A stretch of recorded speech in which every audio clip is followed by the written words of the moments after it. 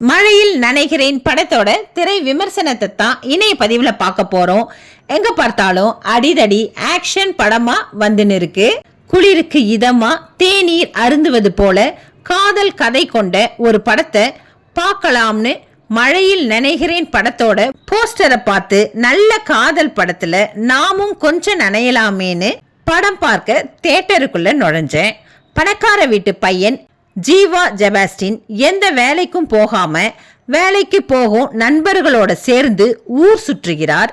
நண்பனோட அபார்ட்மெண்ட்ல குடியிருக்கும் ஐஸ்வர்யாவை பார்த்ததும் காதல் கொள்கிறார். ஆனால் ஐஸ்வர்யாவுக்கு ஜபாவை பிடிக்கல.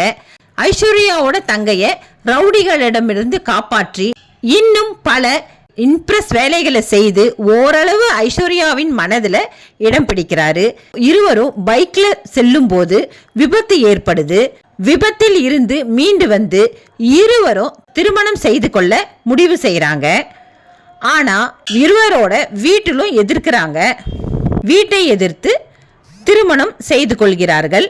செபாஸ்டின் பொறுப்புடன் வேலைக்கு செல்கிறார்.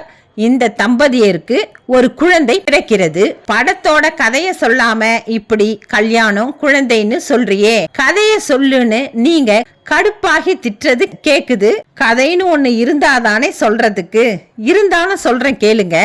கிளைமேக்ஸ்ல ட்விஸ்ட்னு நம்பி ஒரு விஷயத்தை வச்சிருக்காரு டைரக்டர். ஆனா ட்விஸ்ட் புஷ்ஷானது தான் மிச்சம்.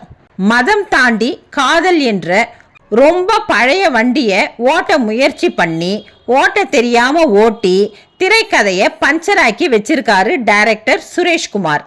காதல் படத்திற்கு பாடல் வரிகளும் இசையும் உயிர் நாடி.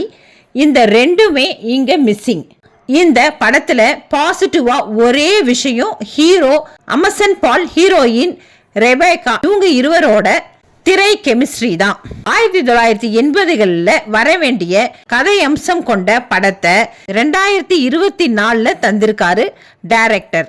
மழையில் நனைகிறேன் தலைப்பில் காட்டிய அக்கறைய கொஞ்சம் கதையிலையும் காட்டி இருக்கலாம் சார்.